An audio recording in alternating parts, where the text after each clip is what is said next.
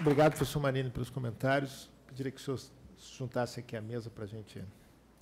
Então, vamos à primeira rodada de perguntas. Eu não sei se temos um assistente aqui para o microfone. Temos? Temos. Então... Boa tarde a todos. Meu nome é Jorge Tassi. Quero parabenizar a mesa, que realmente foi brilhante a expor, na verdade, o sistema de segurança pública a partir da ciência, porque nós temos que abordar o tema de forma científica. Eu gostaria de perguntar ao subsecretário do Rio de Janeiro, né, como foi essa abordagem de trazer 3.000 novos guardas municipais para dentro da estrutura, já que a instituição teve que crescer bastante. Eu tive a oportunidade de acompanhar exatamente esse trabalho no Congresso 2010, Congresso Nacional das Guardas Municipais, e já ficando essa indagação para todo o sistema, como fica essa questão da segurança municipal junto às guardas municipais aqui no estado de Minas Gerais, já que nós temos na região metropolitana cerca de 4.500, 5.000 guardas municipais, e nós precisamos criar efetivamente um modelo de integração dessas guardas, já que elas trabalham de maneira, infelizmente, dissociada entre si. Muito obrigado e parabéns a todos. Vou recolher mais algumas perguntas para a gente poder responder, dar mais chance de participação.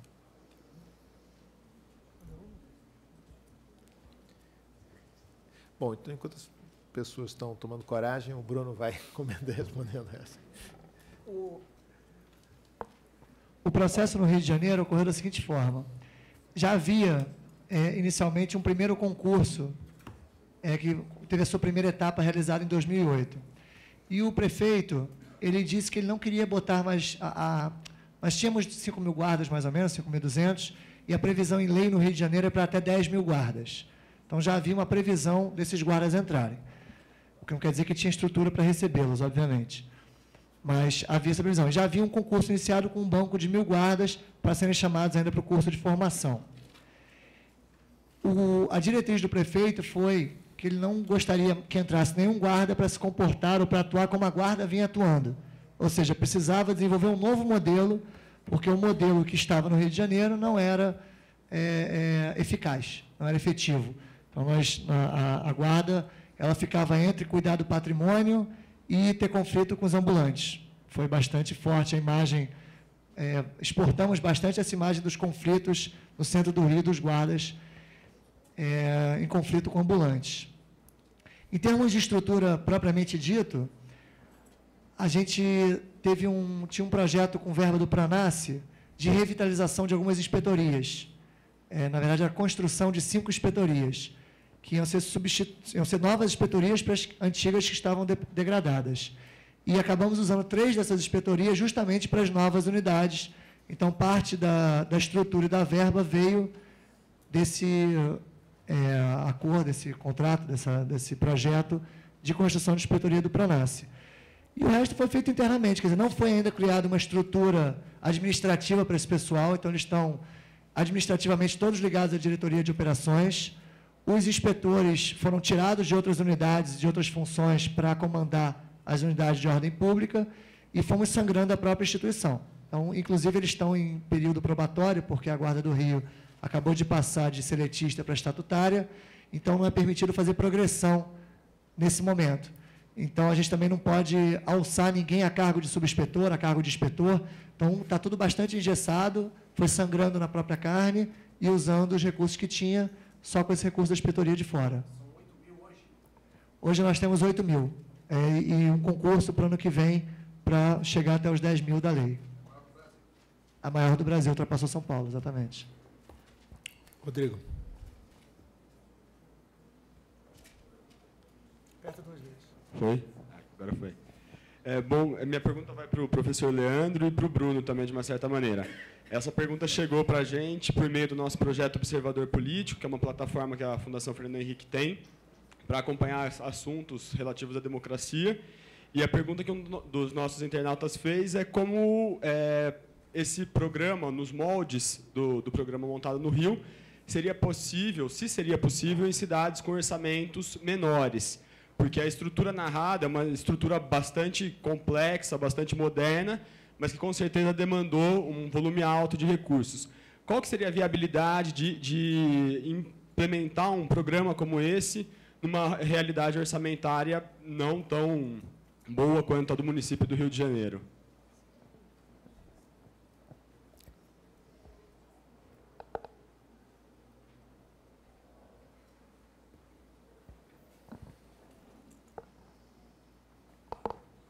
Boa noite.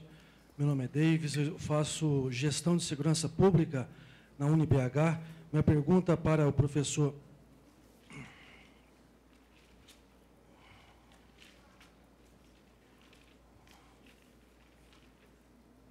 Desculpa. Professor Cláudio Beato.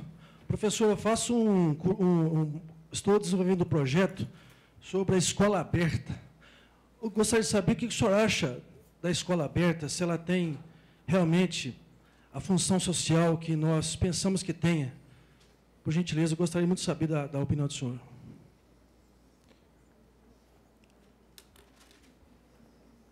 Boa tarde, meu nome é Marcelo, eu sou secretário municipal de segurança de uma cidade no Paraná. O pessoal da mesa já até me conhece. A minha pergunta, acho que é para todos. Sobre a questão da gestão, como falou o professor Caio, várias partes das intervenções dos 3 palestrantes mostraram algumas coisas fortes em relação a isso, mas a que mais me impressionou foi do Leandro, quando ele disse que no Rio de Janeiro, quando entra uma UAP, a UPP vai embora. Né? Não, polícia, a UPP não, a polícia, perdão. Agora para cuidar de UPP. Para fazer em outro lugar. Para cuidar de UPP. Eu me preocupo com relação a isso, porque eu vejo a segurança pública no Brasil como uma gestão esquizofrênica, completamente esquizofrênica. Se a gente tem isso no Rio de Janeiro, onde o governador e o prefeito são aliados políticos, eu me preocupo muito porque a questão da segurança, ela tem a repressão e a prevenção, o tema hoje aqui é prevenção. Com prevenção se fala naquilo que o professor falou, que não cabe mais na caixinha. Todos os gestores públicos têm que olhar para a questão da segurança pública como um objetivo imediato, porque a inclusão de cidadania faz parte da prevenção, e o Cláudio falou um pouco nisso, quando falou do PRONASSE. Essa questão da prevenção e a questão da repressão têm que ser tratadas de uma forma única. E o que nós temos é que tudo dividido. A própria noção de Compstat, que foi colocada aqui, é impossível de ser feita no Brasil, na medida em que, nos estados, você acaba tendo uma área para a qual você não pode responsabilizar, como disse o Bruno. O inspetor é o dono da área. Se você for fazer isso no estado, não vai ser possível, porque cada área vai ter 2 comandantes, um civil e um militar, e onde tem 2 comandantes não há comandante nenhum. Então, já é esquizofrênico lá. Quando você divide ainda com o estado, fazendo uma parte do município, fazendo outra, com comandantes diferentes no estado e no município, se não dá certo quando eles são aliados políticos, eu fico pensando como é que vai ser quando não são. Aliás, eu sei perfeitamente bem como é que é quando não são. Então, eu queria a opinião dos palestrantes sobre essa esquizofrenia na gestão de um problema que é tão sério e que, a meu ver, enquanto não se refletir profundamente sobre isso, não se vai achar um caminho. Acho que agora a gente podia fazer uma rodada. É uma pergunta relacionada a esses temas ou você espera a próxima rodada? Se for nesses temas, você faz agora, senão... Então, vamos abrir essa caixinha depois. Beato, por favor, você podia começar, já que você... Bom, enfim, sobre o sistema de gestão, eu acho que talvez o caso do Rio de Janeiro seja uma ilustração interessante. O primeiro aspecto diz respeito à organização, estruturação de informações, que eu acho que é a palavra-chave, né? E aí, para cada tipo de projeto, na verdade, você tem que ter aí um conjunto de dados e diagnósticos que são diferentes, né? Enfim, a experiência do Rio de Janeiro diz muito respeito à questão da ordem pública, e eu estou falando mais de prevenção da violência de uma forma mais geral, né? Principalmente relacionada à questão dos homicídios, que vamos dizer, um aspecto para o qual os municípios não estão estruturados para lidar, né? E o que eu estou discutindo um pouco é como é que o município pode entrar através, né, das ferramentas, equipamentos, e isso naturalmente exige aí uma análise prévia, um diagnóstico muito bem formulado, enfim, do que está ocorrendo, para saber o que pode ser feito, né? E aí, enfim, você tem aí várias possibilidades, eu citei algumas delas relacionadas à escola. O que certamente não entra aí nesse cardápio, que eu acho importante, é o seguinte: a escola aberta é um projeto interessante para a comunidade, de uma forma geral.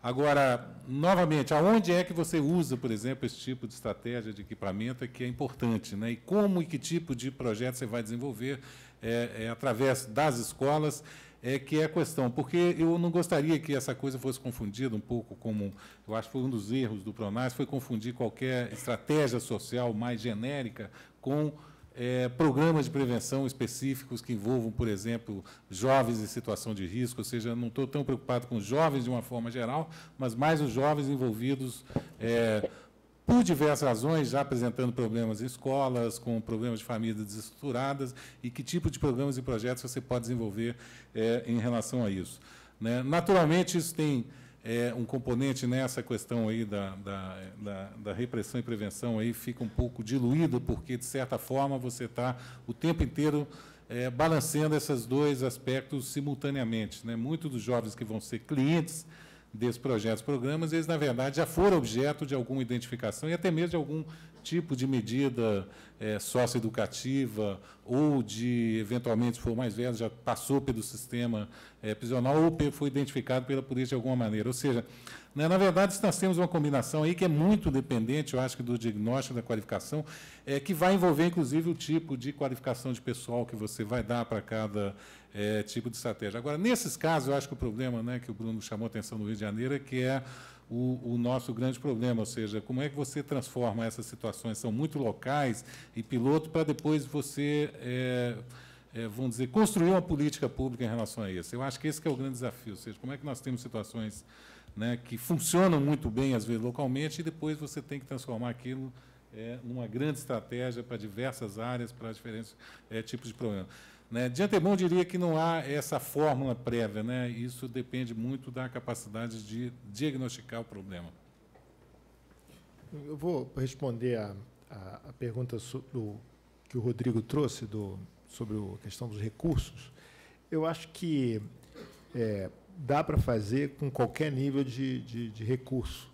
A grande questão aqui é o foco que se dá à ação da Guarda Municipal e da política municipal de ordenamento e segurança. Quer dizer, o foco sugerido, o foco pensado aqui para a questão do Rio de Janeiro, é olhar para alguns problemas que têm efeitos significativos no uso das áreas públicas, na qualidade do espaço público na cidade, e atuar nesses problemas. Atuar de forma proativa. Quer dizer, eu acho que tem o grande desafio é conseguir fazer com que o guarda municipal vá para a rua e saiba o que ele tem que fazer todos os dias. Até quando a gente começou esse projeto, nós gastamos muito tempo caminhando pelas ruas. Até hoje a gente caminha olhando os resultados, filmando a ação da guarda. Mesmo depois de toda essa intervenção do POP, do procedimento operacional padrão, do contingente com tecnologia, depois de todo o investimento, o grande desafio ainda é fazer com que o guarda tenha uma postura proativa. Então, eu acho que, de uma maneira geral, a sociedade brasileira está aprendendo a se relacionar com esse problema novo, que é o problema relativamente novo, né? Quer dizer, são problemas que desafiam a forma como estamos habituados a viver em áreas públicas, né? Quer dizer, a gente passa a ter uma preocupação maior com posturas que antes eram basicamente inofensivas ou não eram vistas como problemáticas e que hoje passam a ser tematizadas como base para problemas maiores que podem acontecer naquelas áreas. Então, essa é a lógica da política. A lógica é tratar aquilo que até então ficava fora do foco, né, das políticas municipais nessa área, e criar competência para atuar aí. Quer dizer, então, isso não precisa no Rio de Janeiro precisa de muito dinheiro, porque o município é grande, populoso, No município pequeno não vai poder ter smartphone, mas não precisa. Quer dizer, basicamente um sistema de despacho por rádio pode resolver o problema. Várias soluções tecnológicas baratas. O Google está aí para gerar os mapas. Quer dizer, é possível fazer plataformas abertas de baixo custo para atender a demanda da população por serviços de segurança. O que precisa ter é uma estrutura na prefeitura capaz de responder a essas demandas e proativa com relação a problemas. Busque o problema, busque a solução para esse problema, seja, né, treinada para não criar outros. Eu acho que o professor Caio Marini puxou um ponto muito interessante no comentário dele, que tem a ver com como essas políticas se relacionam com o capital social. Na verdade, eu acho que o problema principal aqui diz respeito ao risco que essas políticas de ordenamento têm no sentido de ferir o capital social, os processos que levam à formação de capital social. É complicado operar isso, porque é um equilíbrio entre simplesmente ser passivo diante de um problema que pode ter graves consequências, pode deteriorar o espaço urbano, e a gente não pode esquecer que o inimigo número 1 do prefeito, de qualquer prefeito no Brasil, quer dizer, a forma como, não propriamente os eleitores, todos os eleitores votam, mas os eleitores mais ricos e mais educados, o primeiro voto deles é com o pé, eles vão embora, eles abandonam as áreas. Então, se o município não faz nada com relação a barulho, desordem, ocupação dessas áreas, a resposta do segmento de maior escolaridade e renda é se mudar. Então, essa é a pior resposta que pode ter, porque ela degrada, né, o município perde muito quando as famílias mudam. As famílias são muito sensíveis, não só as famílias de alta renda, mas aquelas famílias que têm filhos, que dão vitalidade social aos bairros, aquilo que é fundamental para a formação dessa eficácia coletiva que o Beato traz como conceito principal para esse desenho dessas políticas de maior alcance, mais profundas, digamos, no sentido de que estão operando com mecanismos muito complexos de ação social. As famílias, quando abandonam áreas com alto nível de desordem, elas prejudicam demais a economia, prejudicam os negócios, desvalorizam o preço da terra, dos aluguéis, quer dizer, prejudicam a economia do município. Então, eu acho que o município precisa decidir, o prefeito precisa decidir se quer lidar com isso e se ele quer evitar esse risco de ter uma perda de população, uma perda do segmento de maior renda, escolaridade. E, para não ter esse tipo de risco, ele precisa investir dessa forma. Eu acho que muito focado no problema do ordenamento e oferecendo espaços urbanos de qualidade. Eu acho que hoje há evidências crescentes no mundo, assim, em vários estudos de Richard Florida, o livro recente do Ed Glazer, que mostram exatamente isso. Quer dizer, o que é mais difícil é fazer com que as pessoas talentosas, criativas, inteligentes, ou seja, isso que eu estou chamando de alta renda, mudem de lugar. Quer dizer, você quer que elas fiquem. O Rio de Janeiro está lutando para atrair o capital humano que perdeu durante décadas, porque entregou boa parte da sua segurança a uma associação de políticas erradas. Então, eu acho que esse movimento do Rio de Janeiro é um movimento que tem um foco, recuperar a capacidade, a qualidade do espaço urbano do Rio de Janeiro, e isso vai fazer com que o Rio de Janeiro seja uma cidade agradável, e, ao ser uma cidade agradável, ela vai reconquistar a capacidade de atrair talentos, cérebros, gente de alta renda, escolaridade, que quer morar no Rio de Janeiro, assim como quer morar em Belo Horizonte, quer morar em São Paulo, quer morar em Brasília, cidades que oferecem alto padrão de qualidade de vida, e que explicam por que essas cidades relativamente saíram melhor do que o Rio de Janeiro, né, em todas essas décadas, e aqui eu acho que é um processo importante na cidade, né. Então, acho que dá para fazer com pouco dinheiro, com certeza tem que ter foco. Bruno, você quer comentar a pergunta do Marcelo, que ficou sem... Basicamente, acho que eu só dar um adendo, que acho que é um slide que a gente pulou. O orçamento hoje para cada unidade de ordem pública anual é da ordem de 15 milhões. E 60% a 70% é gasto em pessoal. Só para ter uma noção. Marcelo, do que você falou em relação à Polícia Militar, tem havido reclamação por parte de moradores da falta de polícia militar, em alguns desses bairros onde tem unidade de ordem pública, que a guarda realmente ela só afasta até certo nível de delito, tem outros delitos que a guarda ela não consegue dar conta. Também a gente não tem um guarda em cada esquina, a gente tem muitos guardas, mas não é um guarda em cada esquina. E ainda não foi feito esse movimento, ainda não há uma parceria com a Polícia Militar institucionalizada em torno do projeto.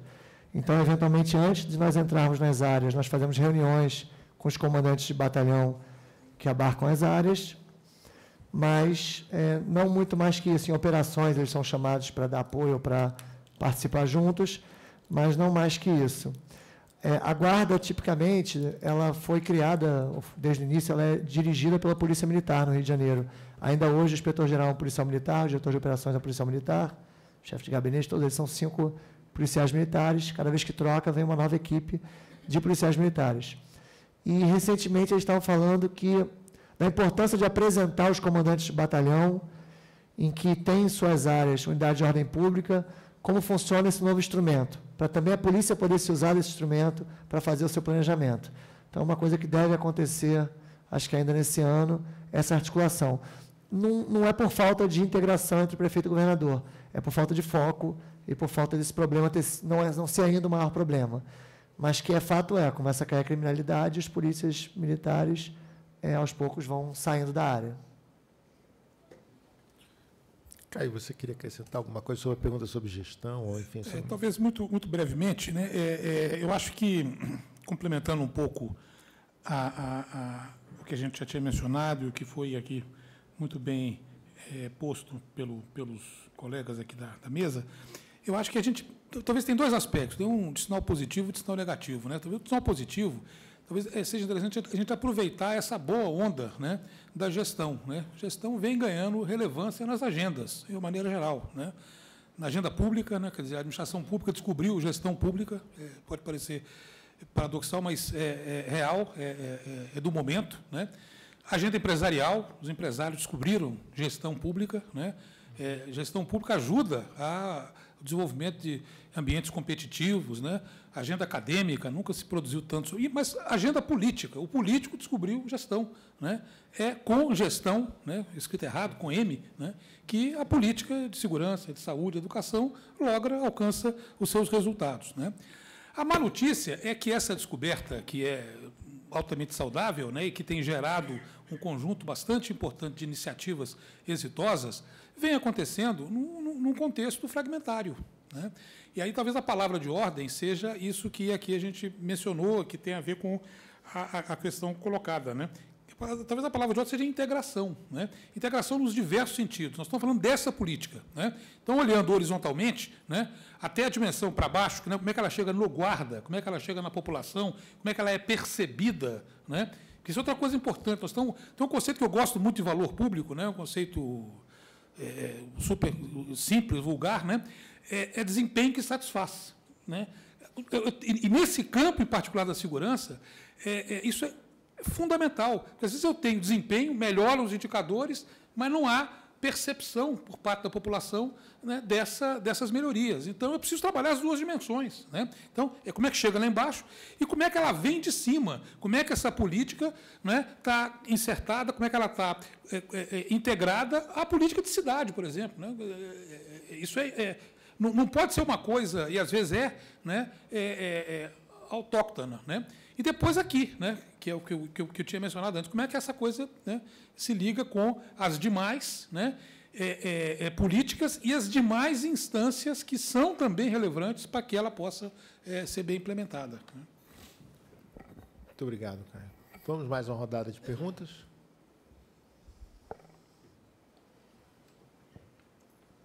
Boa tarde.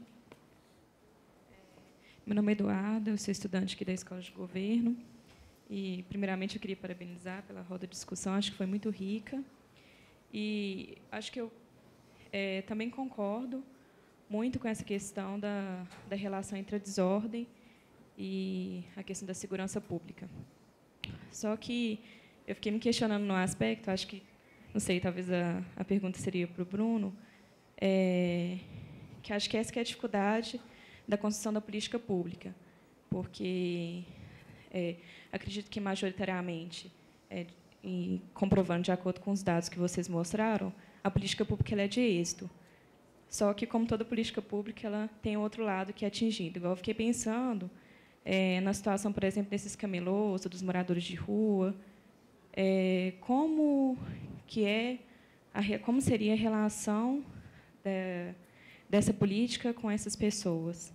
E, por exemplo, eu acredito que talvez não seja da alçada de vocês esse problema, mas não sei se vocês têm alguma parceria, se existe essa sensibilidade dentro da política pública em relação a essa atuação.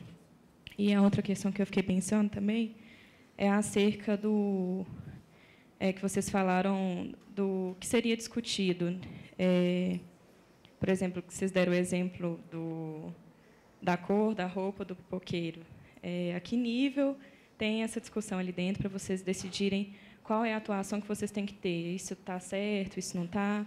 Porque acho que, dependendo do nível de limitação também, de fiscalização, acho que a cidade também ela pode chegar a um ponto de, não sei, deixar de ser nossa também. Obrigada. Por favor, lá no final. Primeiro lá no final, depois o Sapori aqui na frente. Bom, boa tarde a todos. Meu nome é Júnior Sena. Quero, primeiramente, parabenizar toda a mesa e a Fundação também, que abriu esse espaço, muito importante. Bom, eu tenho duas perguntas, se eu puder fazer. A primeira é direcionada ao senhor subsecretário, é sobre o que versa a gestão estratégica dos recursos humanos da Guarda Municipal. Que medida estratégica o projeto tomou para tratar a questão da cultura informal, né, que está presente em todas as instituições, não diferente na Guarda Municipal, uma vez que já existiam membros, né, fazendo parte, esses membros ainda continuam lá, e até mesmo a cultura informal de outras instituições de segurança pública, uma vez que, assim como acontece aqui em Minas, com o sistema prisional, a Guarda Municipal, por ser muito nova ainda, carece de uma identidade firme, ainda está no processo de construção dessa identidade. Então, ela é bombardeada o tempo todo por essa cultura informal e acaba absorvendo isso. Eu sei que eles ainda estão no período probatório, então é um momento ainda um pouco fácil de lidar, de segurar um pouquinho isso. E após o período probatório, a questão da estabilidade fica um pouco mais difícil. Eu gostaria de saber se existe essa receita de bolo, até porque, para mim, que estudo um pouco sobre a cultura do agente prisional aqui em Minas Gerais, vou ficar muito feliz de saber se é possível essa receita. Bom, e a segunda pergunta no que versa a questão do sistema prisional. Uma pergunta geral para a mesa. Se existe e quais são as medidas que as políticas públicas de segurança municipal têm para tratar a questão do sistema prisional, uma vez que a cada indivíduo preso que vem para uma entrada penitenciária, prisão, uma vez que ele acaba movimentando dentro do Estado muitas das vezes, ele traz junto com ele uma série de atores, né, que são familiares, né, amigos, no caso do crime organizado também, às vezes, comparsas, né, como que a política pública de segurança municipal trata a questão do sistema prisional. As unidades estão inseridas dentro de municípios, né, a gente não pode esquecer disso. Obrigado. Boa tarde. Sapori.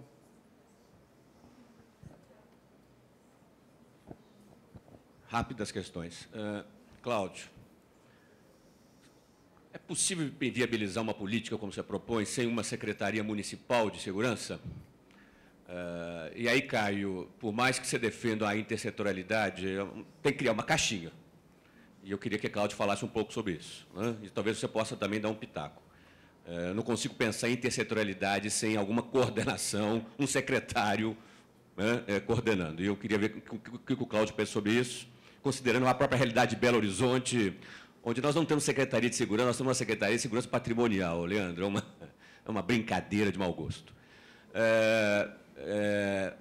Bruno, vocês estão lidando com as Cracolândias? Eu queria que você falasse um pouco sobre isso. Caiu das suas costas essa tarefa, meu prezado amigo? Vocês estão apanhando do Brasil inteiro em relação a isso. E as Cracolândias fazem parte dessa manifestação de desordem pública. Como é que você pensa sobre isso e como é que vocês estão lidando com isso? Fale um pouco para nós. Leandro, como é que você pode pensar uma política específica para a pichação? É um problema muito crônico aqui em Belo Horizonte, nós não sabemos como lidar, a Prefeitura até hoje não ofereceu respostas consistentes para lidar com o problema das pichações. Como é que você tem visto isso dentro desse programa do Rio de Janeiro? Por favor, ela fez aqui ali, por favor.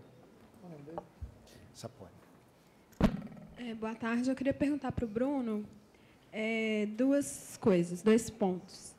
Primeiro, diante de um comando formado por policiais militares, qual foi a janela que vocês encontraram para a criação do modelo operacional da Guarda Municipal e sobre o papel do inspetor para que não gerasse um conflito de competências e também para que a Guarda Municipal não fosse uma mini PM? Eu acho que a gente tem perguntas demais aqui. Deixa eu só trocar uma ideia.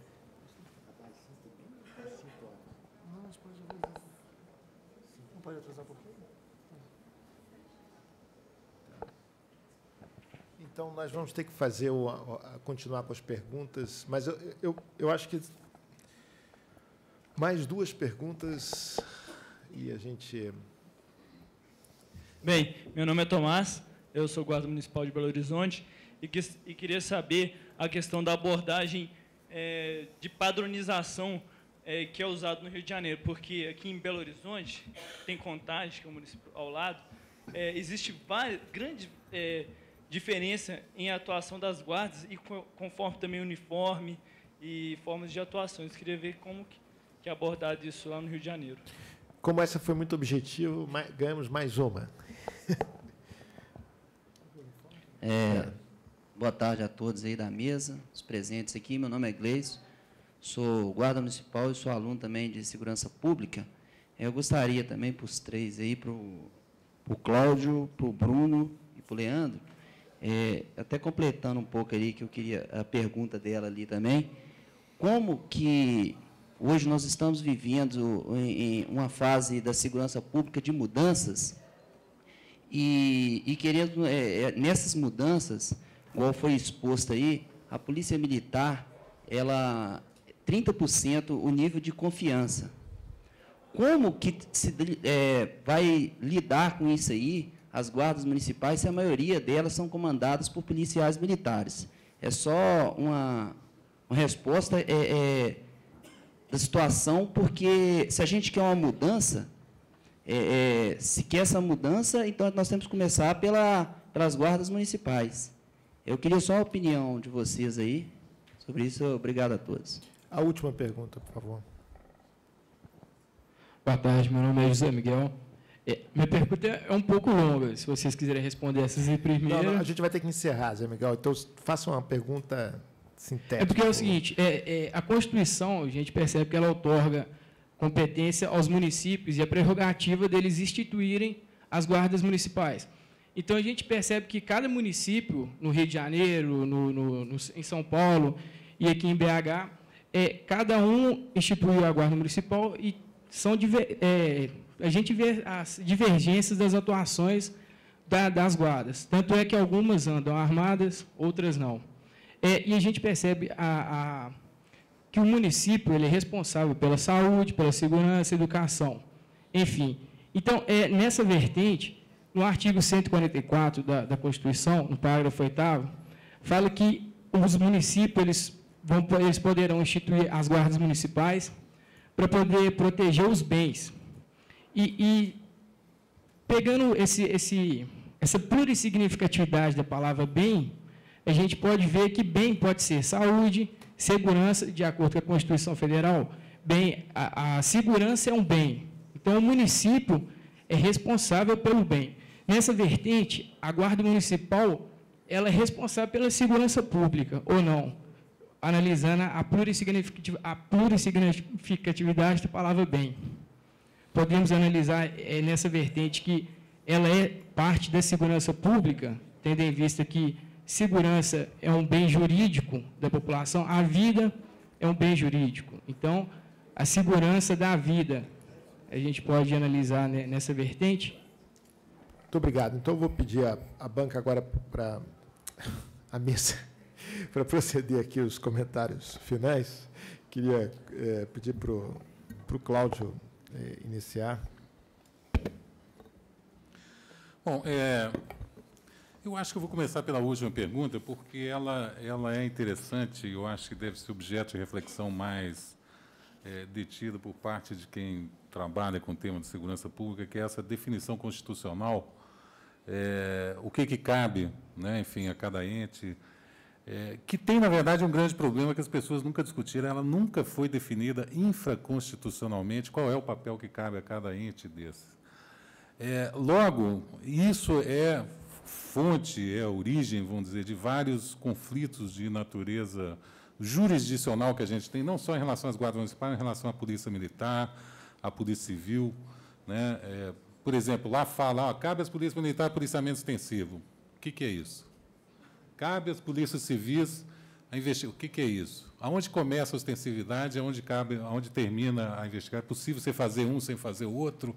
Né? E isso está na origem justamente de vários conflitos que a gente tem.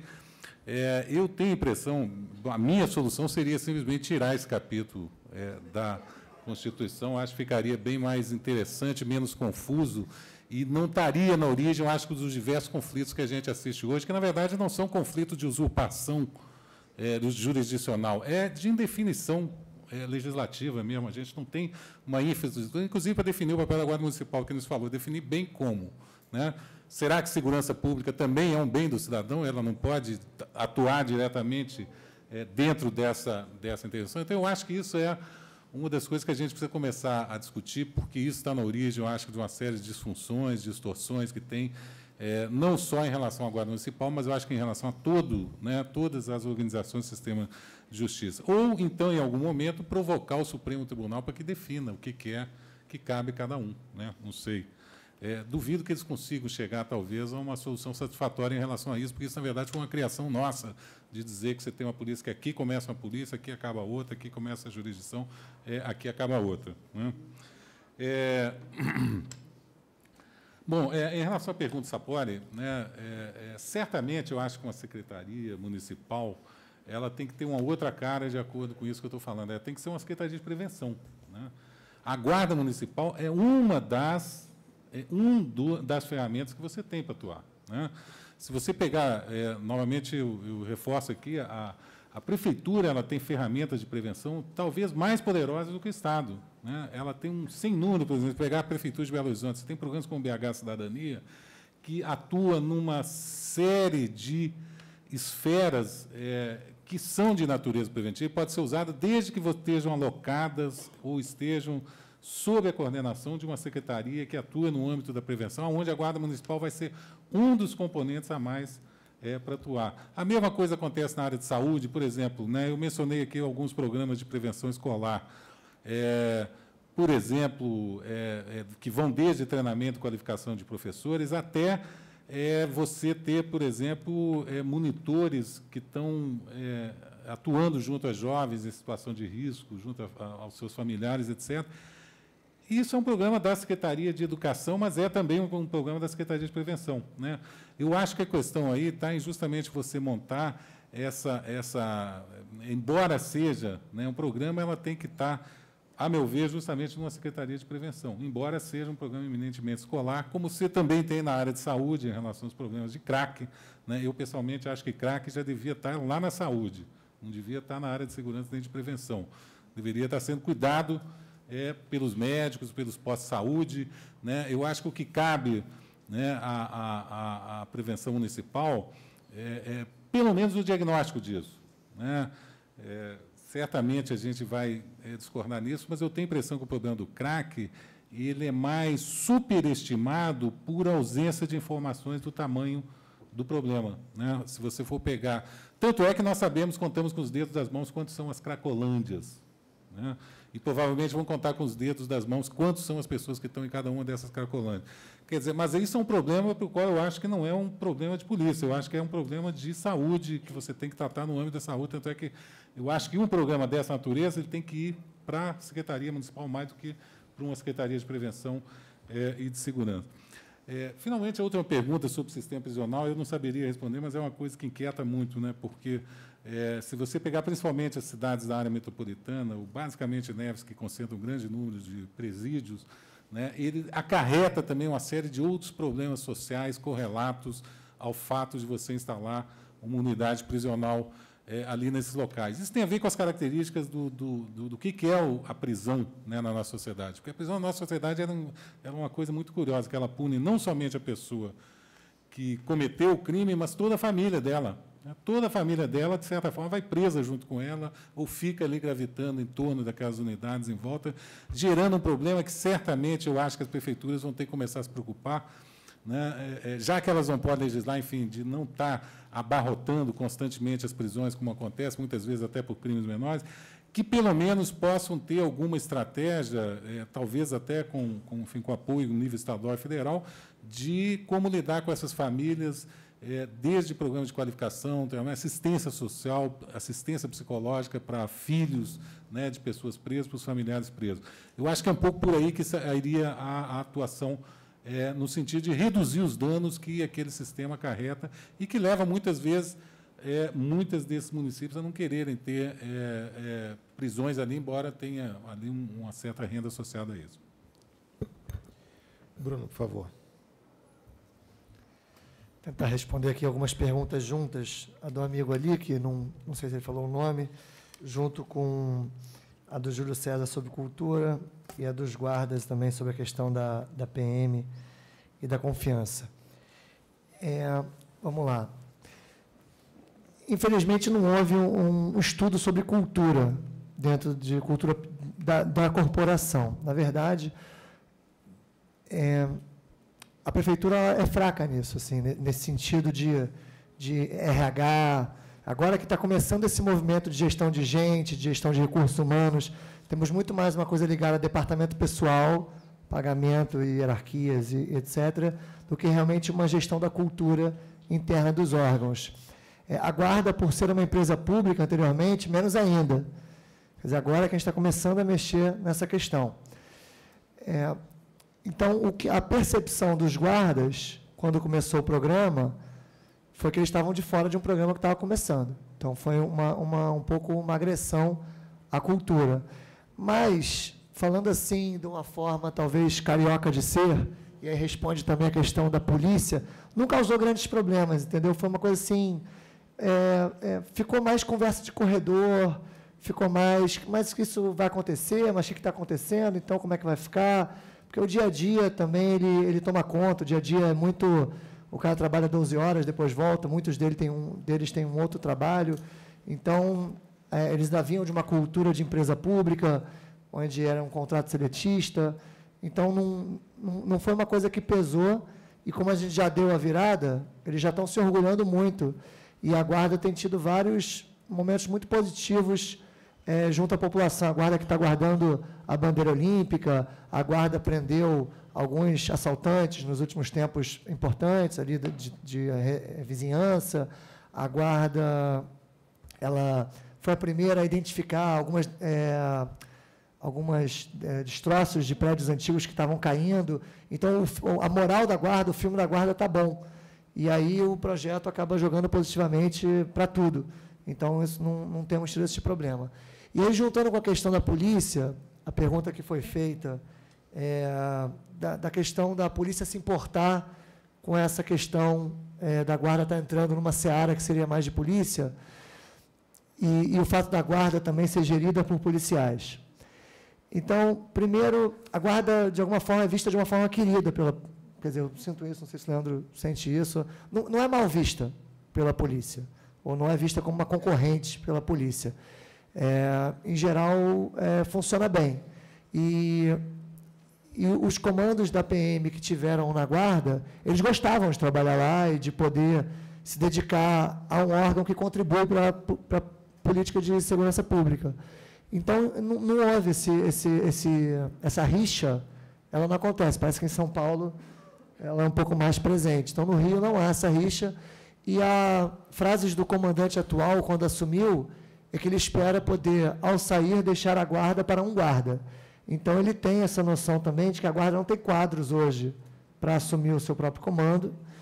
Também acho que o prefeito e a prefeitura não encontrou quadros que não sejam da polícia para assumir essa responsabilidade, porque também você fazer o planejamento operacional de 5.000 homens e patrulhamento e a diretoria administrativa financeira de uma corporação quase militar, né, que tem uma organização mais ou menos militar, apesar de não sê-lo, acaba sendo muito adequado para um policial, um coronel, um tenente-coronel, um major, que são os quadros que nós temos lá.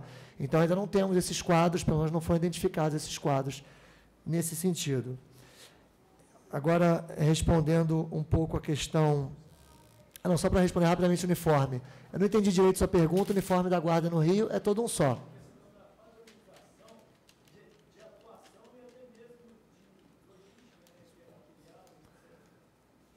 Tá, não, eles têm um padrão de como atuar, como é que eles têm que se aproximar e tal.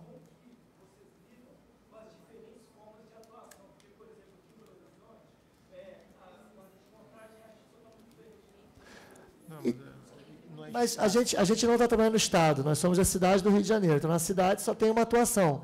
E não chega a entrar em nenhum atrito com outras atuações, até porque eles não se encostam. Acho que responde. O uniforme lá é marrom, marrom claro e marrom é um bege, o uniforme da Guarda.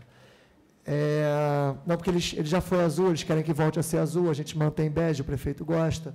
E não cria uma confusão com a polícia militar. Então, tem toda uma questão de uniforme. Quando se fala de uniforme, mexe com os brilhos de todo mundo.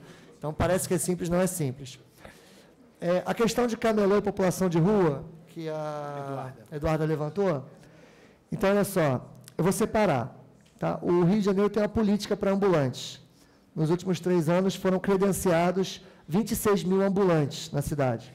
Então, eles têm carteirinha, eles têm local de trabalho e horário de trabalho. Então, quem não tiver nessa condição, não pode trabalhar. Tem que se inscrever numa inspetoria regional de licenciamento para, quando tiver uma vaga, entrar. Então, a Guarda atua nos ambulantes que estão fora da regularização, como ela faz com o alvará de uma loja, de um alvará. Então, nesse sentido, o conflito acaba sendo em direção ao ilegal. Então, fica tranquilo. A população de rua é um pouco diferente. Então, mundo ideal, a Guarda trabalha junto com a assistência social. Então, qualquer situação que ela enfrente, ele liga para o coordenador, ele passa a mensagem para o coordenador de assistência social, que vai acolher. A Guarda não faz acolhimento, ela acompanha as operações de acolhimento, e aí acolhido vai levar para um abrigo, aí é o trabalho do assistente social, do qual a gente participa só como apoio.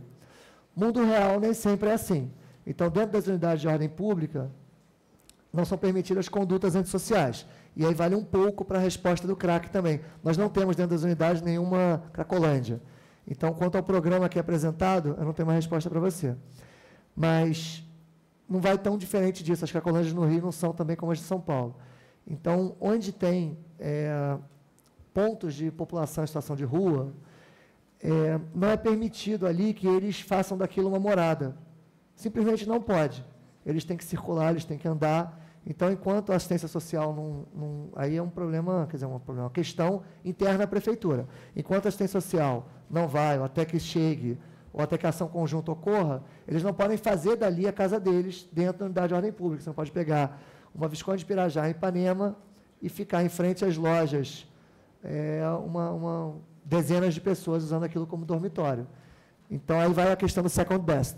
Né? Ali eles não podem ficar, fora dali não é tão bom. Então, alguns voltam para casa, alguns vão para outros bairros, alguns... Aí a gente, inclusive, trabalha junto com a assistência social, dizendo, a gente vai entrar na área tal, então vocês já têm as pessoas mapeadas, procurem acompanhar para onde elas vão. Né? Eu conheço um pouco desse trabalho, eu sei que ele é muito personalizado, personificado. Então, há um acompanhamento e eles conseguem, às vezes, dialogar, levar de volta as famílias, levar para os abrigos de uma forma melhor, porque o cara perde ponto. Tanto o camelô irregular quanto a população de rua perde o ponto.